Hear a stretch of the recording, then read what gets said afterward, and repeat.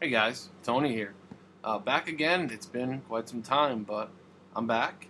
And today I'm here to talk to you about something that's been a passion of mine, I would say, specifically in the last 6 months to a year. I've been really into and collecting ESP-Disk, the label. And so I'm here to show you my ESP-Disk collection. It's this video could also be considered a recent vinyl editions video in a way because the majority of this stuff I've never shared in a video yet. I want to show you my collection. There's quite a bit, so I can't really speak to each one. Rather, I'm just going to show them, and maybe in the future I'll speak to specific ones in some other context. But here I just want to show you my ESP-Disk collection. Um, so a little bit about the label and I don't know, I guess my interest in it. I first learned about the label really just probably from Pearls Before Swine, who were on the label. That was probably my first introduction knowing about the label. And then as I got into jazz and free jazz, I learned about it more through those artists that recorded for the label. Um, but specifically, what really sparked my interest and a little bit of obsession with the label was an article I read in a book by the late great uh, rock, it's mostly rock journalist critic Lester Bangs. I have a book of his, and he wrote an article, probably very late '60s, maybe early '70s. Yeah, probably around there, about an album that ESP put out about the Gods. So, sort of avant garde rock band that recorded for ESP.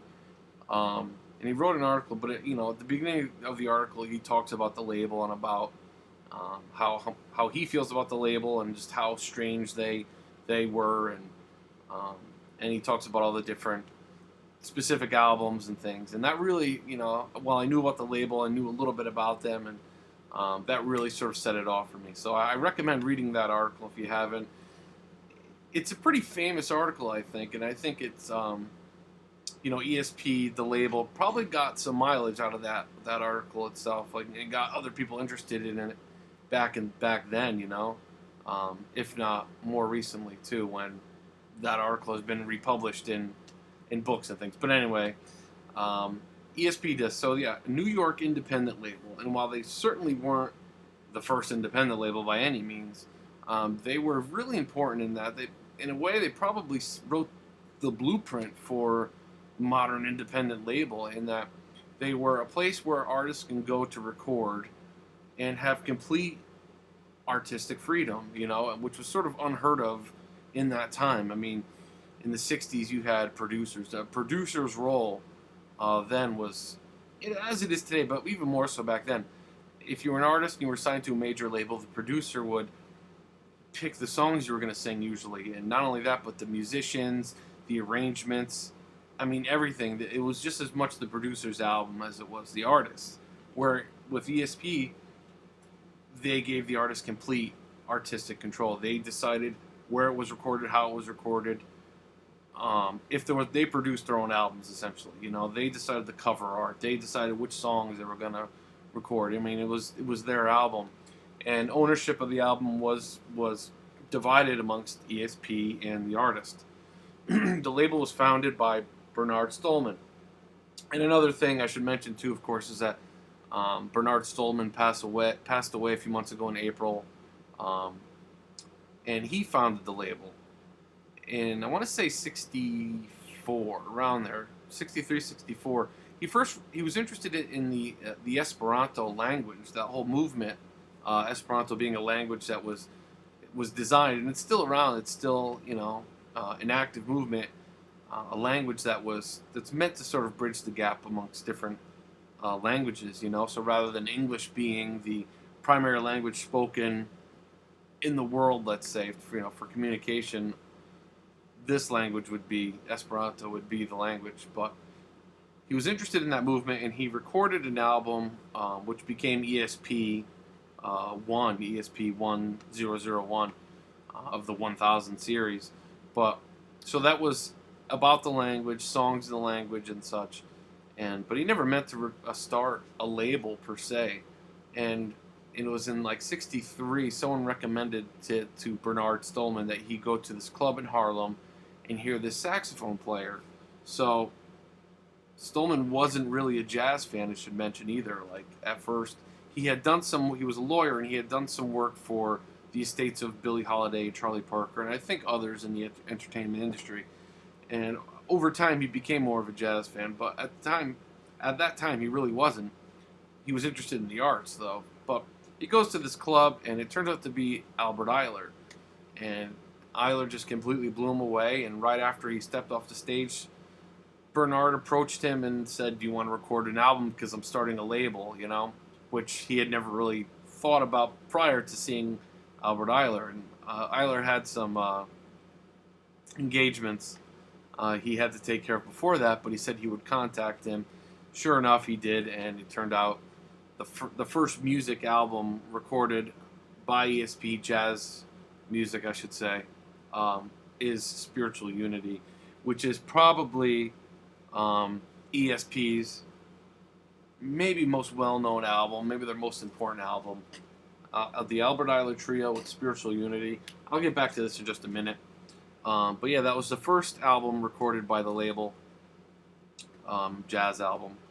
And from then on, he went to a festival, like the October Festival, I believe it was called, Stollman. And there he was introduced to pretty much all the big names in free jazz and improvisational music, Marion Brown, Sun Ra, many of the people that went on to record for ESP. Now, there was the free jazz movement happening in New York. I mean, sort of spearheaded, of course, by Coltrane and Ornette Coleman and Cecil Taylor. But this was, in New York, a huge movement, and none of these guys could get recorded. They weren't commercially viable. So Bernard sort of, saw an opportunity there to record these artists who he liked. He met them all at this festival and took an interest in them right away and wanted to sort of document the movement.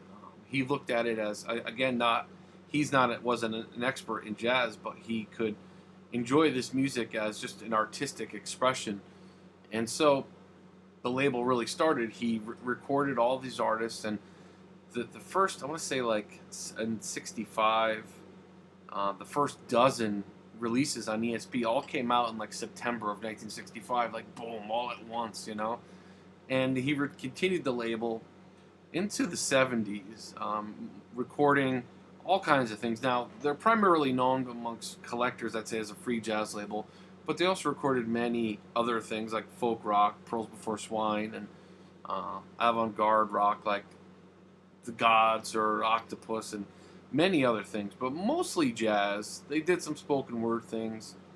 Anyway, he closed the label. They never made any money, and and I'd be remiss if I didn't mention that there's controversy surrounding Bernard in that a lot of artists complained about not receiving royalties from the albums, and or the royalty rate being very low.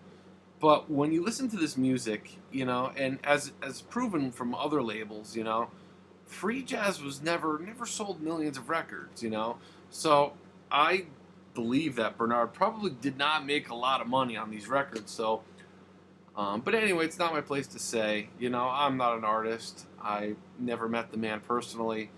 All I could say is that I admire reading about his life, which I'll show a book in a little bit.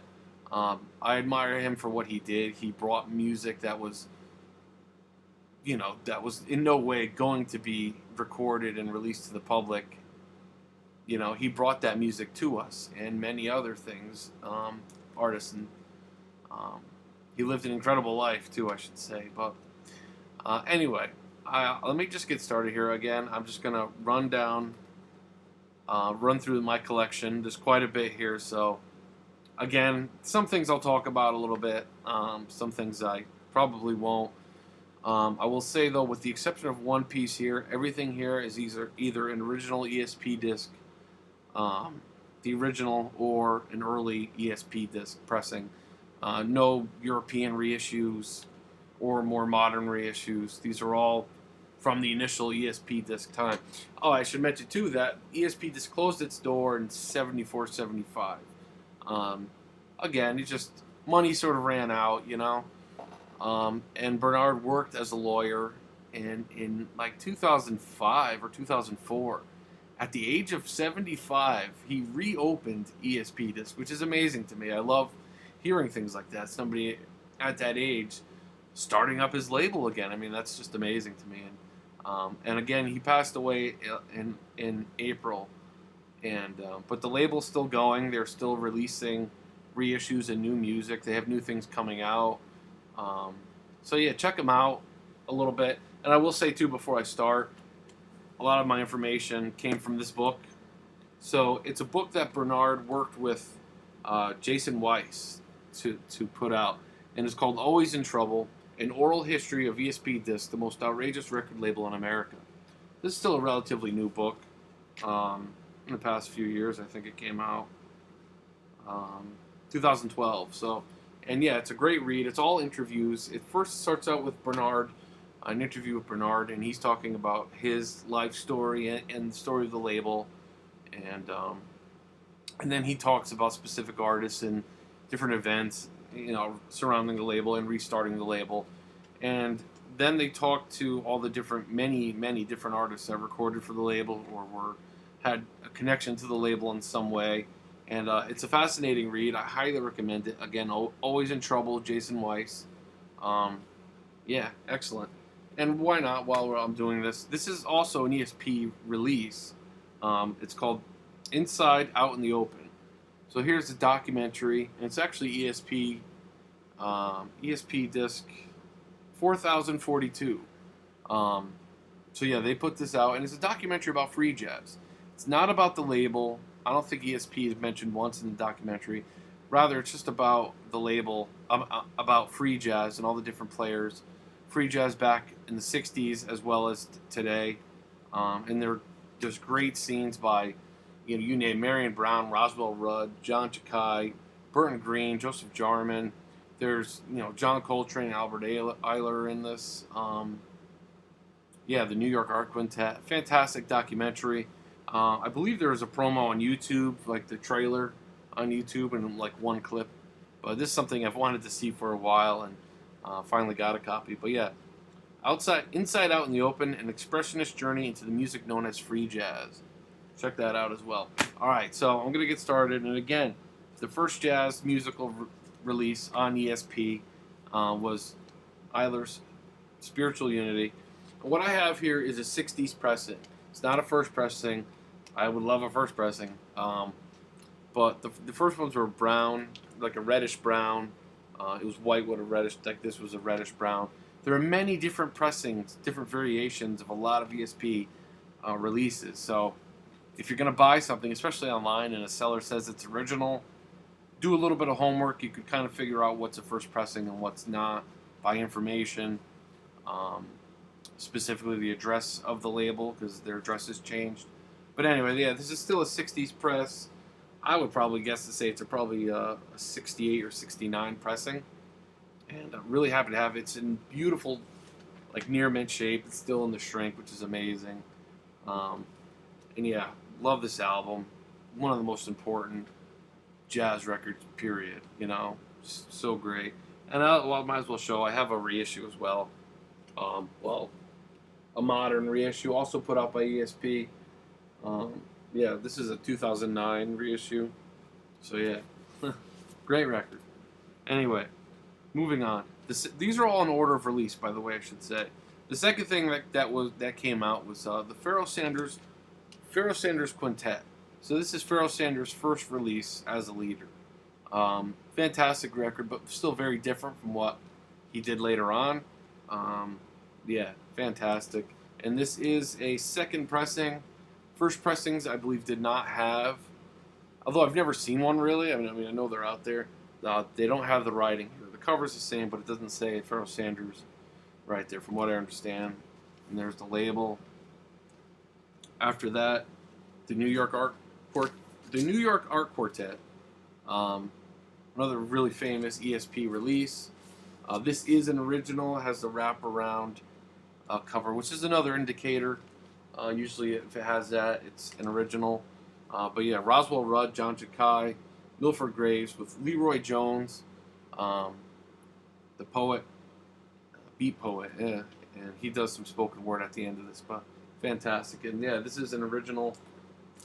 The label is red, nice heavy vinyl. Happy to have that one. And here's another fantastic. This one is also original.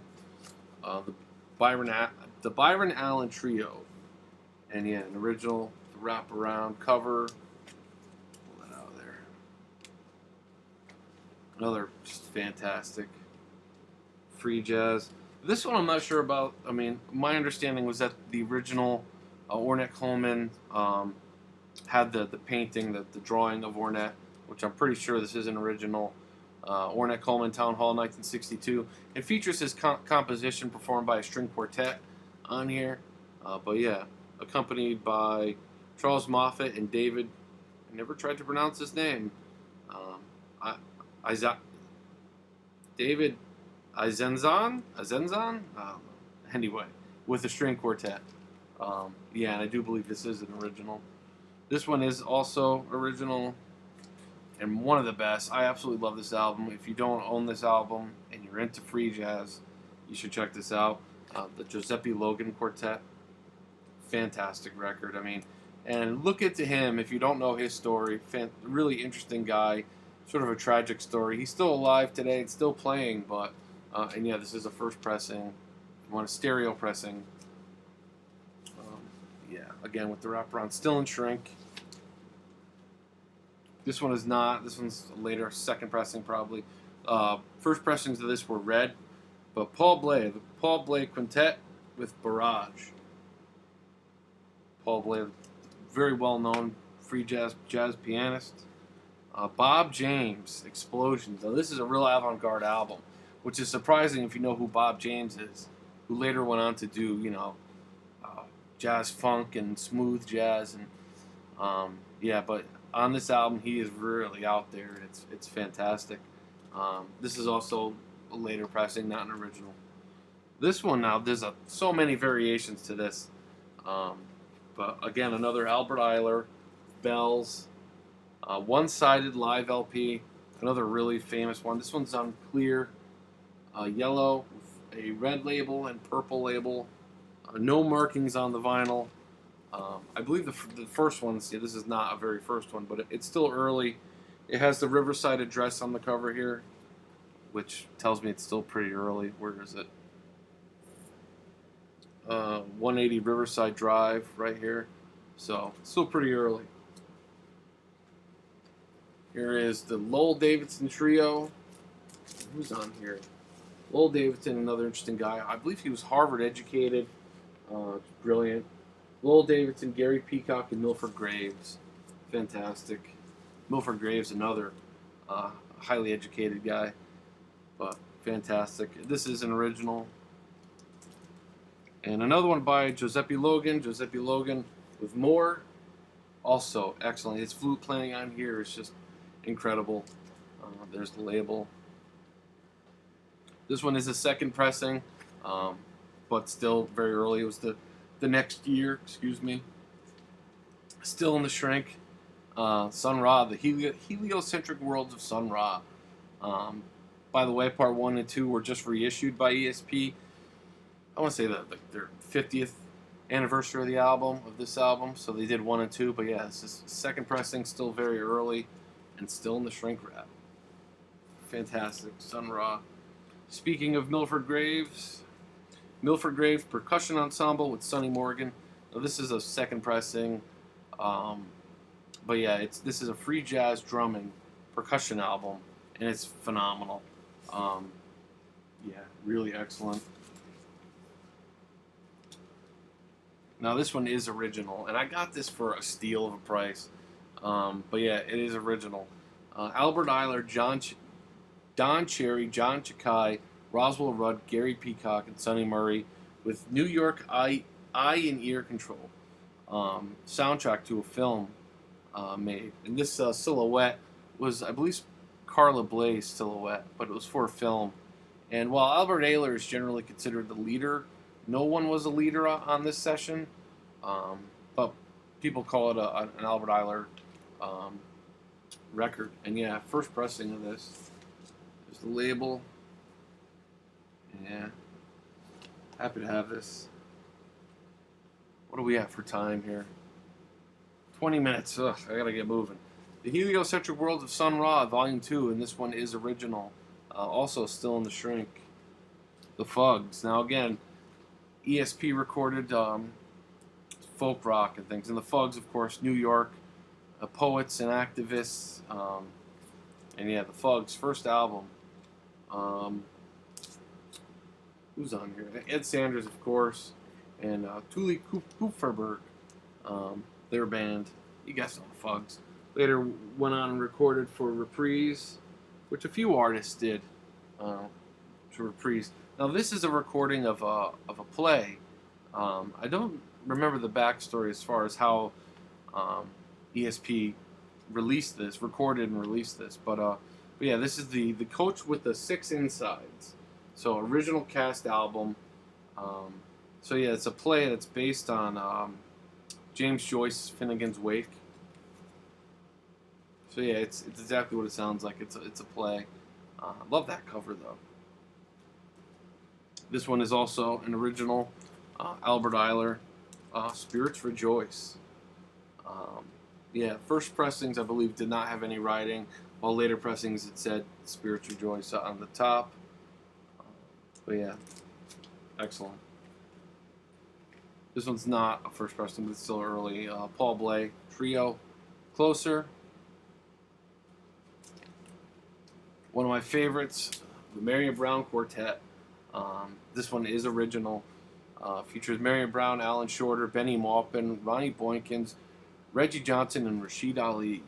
Fantastic. You never heard such sounds in your life. That's one of ESP's logos. Another one is the artist alone decides what you will hear on ESP-Disk. The Frank Wright Trio. And this one you have Frank Wright, Henry Grimes, and Tom Price.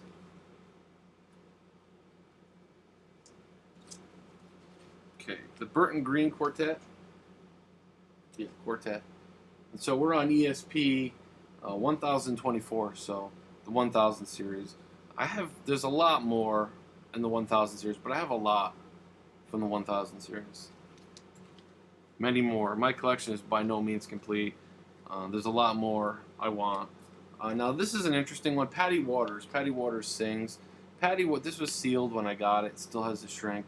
Patty Waters was introduced to Bernard Stollman by Albert Ayler, and she's a vocalist. And at first she wanted to record an album of standards, but you know, Stollman wanted something. Didn't really want an album of standards. He wanted her to sort of do her own thing, really, you know. And that's what she ended up doing here. Now, she is just, I don't know, to compare to anybody, maybe vocally like Yoko Ono, in that she does this sort of improvisational thing with her voice, you know. I mean, she does "Black is the Color of My True Love's Hair," sort of famous recording of her doing that, and it's out there. Not for the faint of heart, but still excellent. Yeah, there's the back. Patty Waters sings. Here we have one of my prized ESP, the Henry Grimes album, an original. So happy to have this. The famous bassist Henry Grimes, who was thought dead or gone, disappeared for years, and in the past few years has come back. The Call Henry Grimes Trio. Awesome. Now here's one. This is one of the most valuable ESP albums I have, and that is Timothy Leary. So spoken word album by Timothy Leary. So yeah, turn on, tune in, drop out. Timothy Leary, PhD, and him just talking about LSD and the LSD experience. Yeah, this goes for pretty crazy money sometimes. So here we have another Fugs album, just self-titled The Fugs.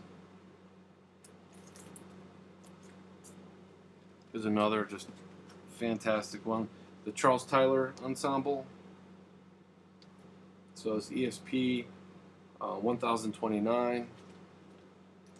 is another really great, and just with an iconic cover. I mean, the covers alone for ESP are like, they're just so cool. I mean, again, lots of iconic imagery on here. But yeah, Sonny Simmons, Standing on Watch, is it?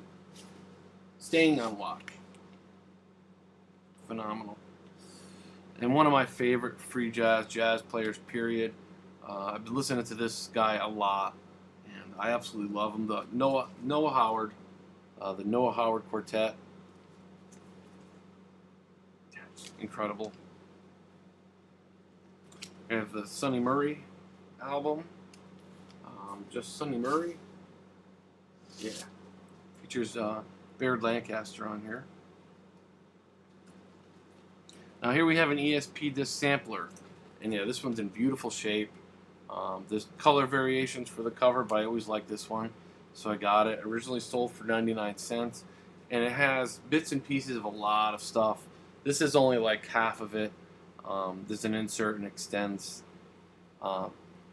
There's an insert and it has the rest of it, but it's bits and pieces of everything that they put out up to that point. And yeah, the sampler. There are other ESP samplers, but that's the only one I have. Now this one, another one that's really rare. It goes for some money. But I have a beautiful original. The East Village Other Electric Newspaper Hiroshima Day. So what you have here, and this is a really cool thing. So yeah, this was an underground newspaper, and they wanted to put out a recording, and they went to ESP with it. So what they did was, and it's really interesting, but Lyndon Johnson's daughter, I forget her name, but yeah, the president's daughter was getting married, and it was being broadcast.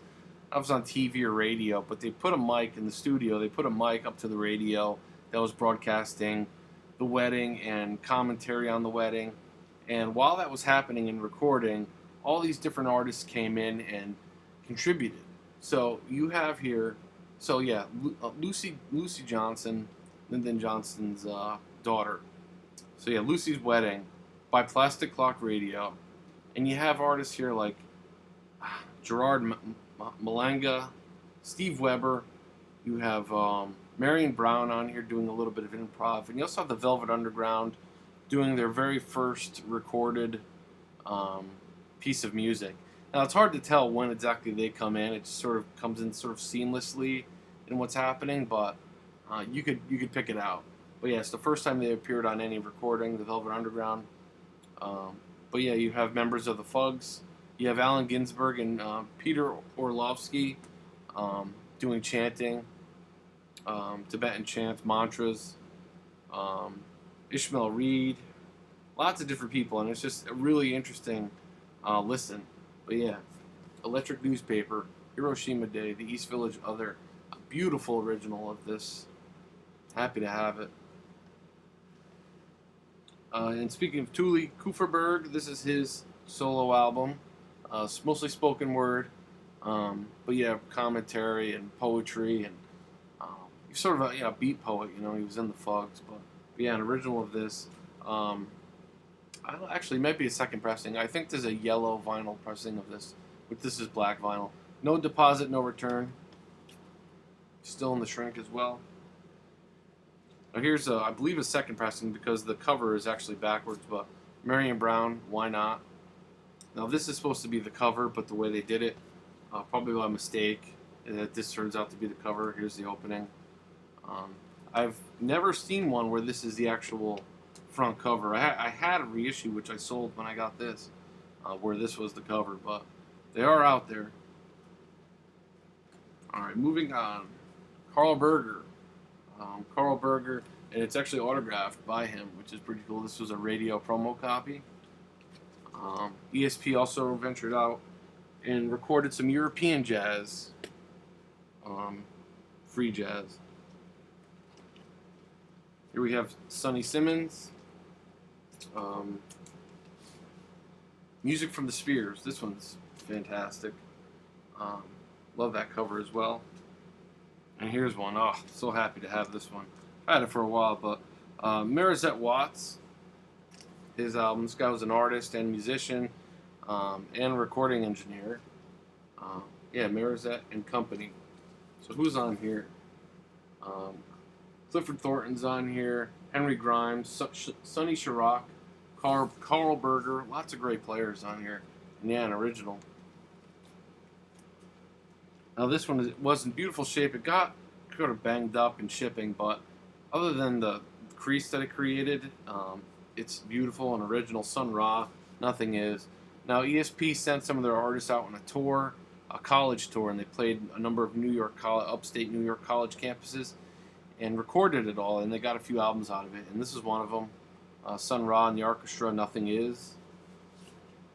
Beautiful copy of that. You can see there's creasing right here, which stinks. Maybe one day I'll replace the cover somehow, but alright, now here we have the only album I have by the Gods, Gods 2. So yeah, these guys all work for ESP in their shipping department, and they got together and recorded a few albums, and this is their second one. Again, sort of avant garde, avant rock, but interesting to listen to. Often, compared to like the Velvet Underground or sort of art rock, the Gods too. Here we have Gato Barbieri, his first recording. I don't know if it's his first as a leader. It might be. But yeah, it's fantastic. Bernard Stollman did not even hear him before he signed him. He went on the word of fellow musicians that he knew. And yeah, the Gato Barbieri Quartet. The Mystery, what's this one called? Sorry about that. Something, The Mystery, I thought. In Search of the Mystery. Oh, this one, another one. And it's still sealed. I've had this on MP3 forever, but I got an original of it. Well, an original U.S. press of William S. Burroughs. Call Me Burroughs. And yeah, it's an original ESP pressing, original U.S. press. And it's still sealed. I will open it, but I just haven't gotten it. It's one of the more recent pieces I've gotten. I've wanted this one for a long time, man. This is another really great free jazz. James Zitro. And who's on here? Bert Wilson, the tenor sax player, is on here. But yeah, excellent. James Zitro, of course, the free jazz drummer. And yeah. So what do we got here? This is ESP-Disk 1052, so we're still in the 1000 series. Pearls Before Swine. Now, if you're not familiar with Pearls Before Swine, Thomas Rapp, you really should. This is their first album, One Nation Underground. Tom Rapp sent Bernard Stollman a tape of a demo, and he liked it so much that he contacted Tom Rapp and sent him money to record more demos. They were from Florida, so they recorded more demos. They sent them up, and it interested him enough to record an album. So he paid for them to come up to New York and record their first album. And this album and their second one, both their albums for ESP-Disk, are really something special. Their sound is so unique. They're a folk rock band, and their sound is just so unique. They had access to a lot of different sort of instruments and things, and it just works on so many levels. There's like an atmosphere to this record that I love. And again, there are lots of variations to this, lots of cover variations, but yeah, One Nation Underground, Pearls Before Swine, fantastic record. Here we have another one from the ESP concert college tour, but that's it. Patty Waters, what's the title of this one? I believe it's Patty Waters College Tour. Yeah, College Tour. Patty Waters. Now here's one recordings from the Civil Rights Movement, and it's called Movement Soul, live recordings and songs and sayings from the Freedom Movement in the Deep South. So this is ESP 1056, very cool record, speeches and interviews and things, yeah, very cool. We're not done yet, folks. Here we have Frank Wright, the Frank White Quintet. Is this one? Yeah, You're a Prayer. There's the back. This one is a fantastic sort of soul folk album. Really, really good. Jerry Moore, Life is a Constant Journey Home. Check out that track, the title track. And there was one more that I don't know, just that I loved, and I'm probably not going to remember it now, but Time Is on My Side. Not the Stone song, but yeah, Jerry Moore, fantastic. Here we have an interesting album of a trio of electric guitars, 2 electric guitars and a bass, I believe, playing classical music, and it's interesting. It's sparse, but it's still a real enjoyable listen, and recommend checking it out. The New York Electric String Ensemble, very cool, and this is ESP 1063. Here's another one, Noah Howard at Judson Hall, fantastic. This one is original. Um, there he is there on the label, fantastic. Love this guy. This is the only one that's not an early ESP pressing, and it's a more recent. It's not even an ESP pressing at all. It's a Love and Hate reissue, but this album, one of the probably the rarest and one of the rarest and most expensive ESP in original form. But that's the R.I.P Percussion Ensemble. This record is phenomenal. It's jazz funk, but it's like sort of Latin Afro funk. Just check it out if you haven't yet. Lots of percussion on here, obviously. It's a fantastic album. I would love an original of this, but it's literally $1,000, $1,000 to $2,000 for an original of this. Here we have the Holy Modal Rounders, which the Holy Modal Rounders and the Fugs later sort of joined forces. But yeah, excellent. Oh, this is the Indian. What's this called? The Indian War Whoop. And this one is original. Fantastic. Here we have Burton Green on Tour. Another one from the College Store. Love that cover.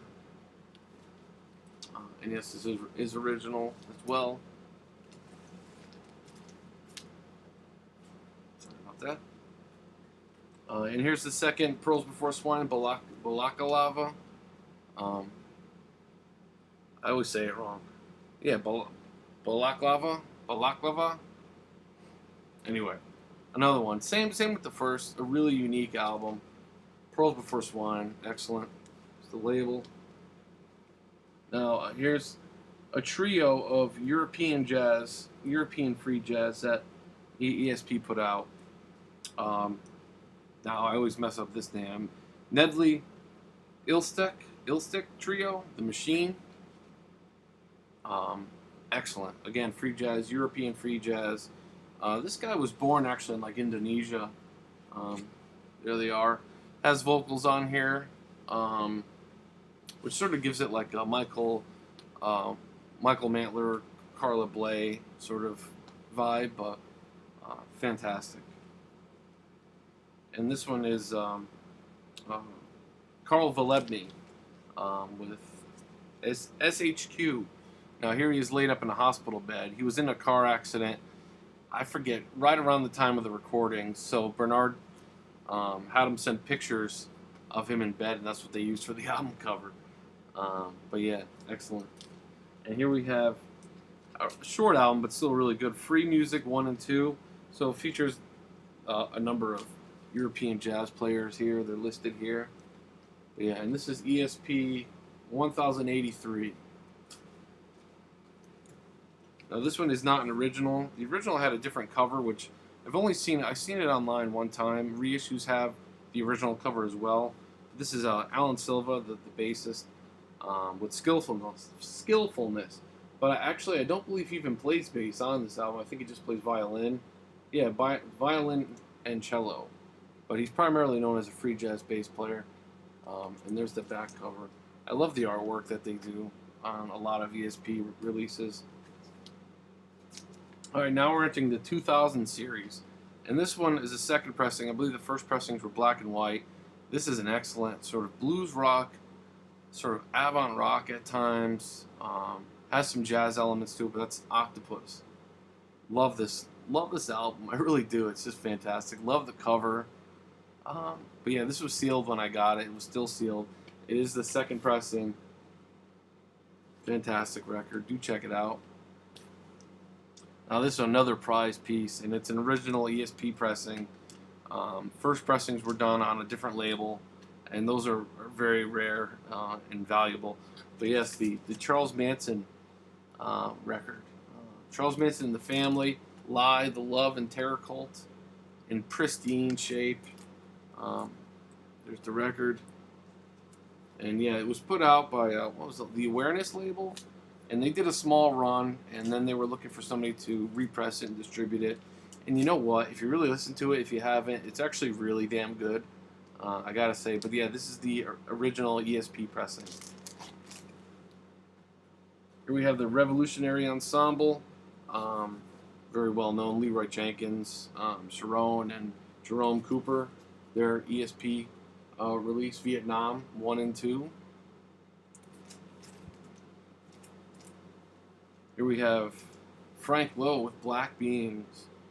Fantastic, the great Frank Lowe.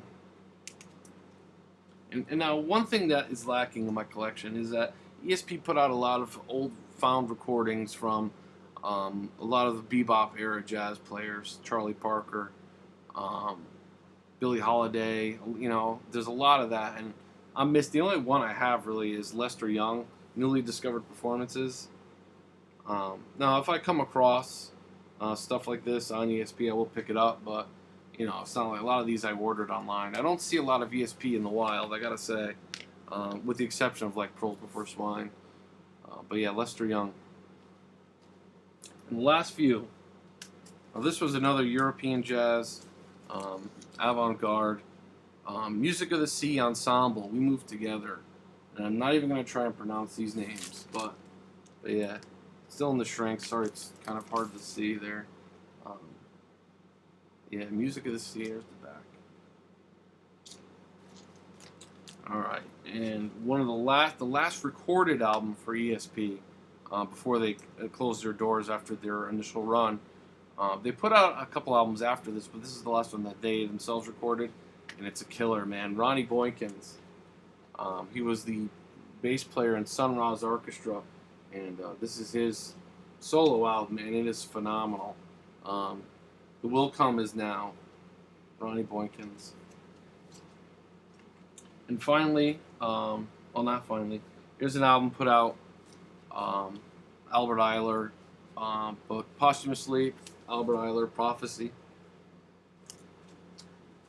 Now you gotta watch it because this record has pressings out there that are mispressed, and this side 2 has a side from this album by mistake. But anyway, this is the full album, thankfully. But yeah, Prophecy by Albert Ayler. Alright, and that's the last of what I have from their initial run. This is the only newer ESP release that I have, which is a shame. I should check out more of their newer releases. And going forward, I'm sure I will. But yeah, Tiger Hatchery with Sun Worship. Yeah, this is a newer free jazz, very out there, very avant-garde. A newer ensemble, which I don't know much about, but yeah, this is ESP 4000, no, 5000 series, 5003, Tiger Hatchery, Sun Worship. So there you go, guys. I'm sorry this video was so long, but obviously I had a lot to show, and again, 43 minutes. You know, hopefully at some point, you know, I could talk about some of these in more in depth, in again a different context. But if you're interested in ESP, check out the music. They're putting out lots of reissues and new recordings, and they're doing reissues of things that weren't originally on their label as well, which is really cool. But yeah, check out this book, Always in Trouble. So thank you for watching. Please comment, and yeah, I'll see you next time. I got plenty more to show, non-ESP stuff. So hopefully I'll be back soon. Lots of great stuff to share. So see you soon.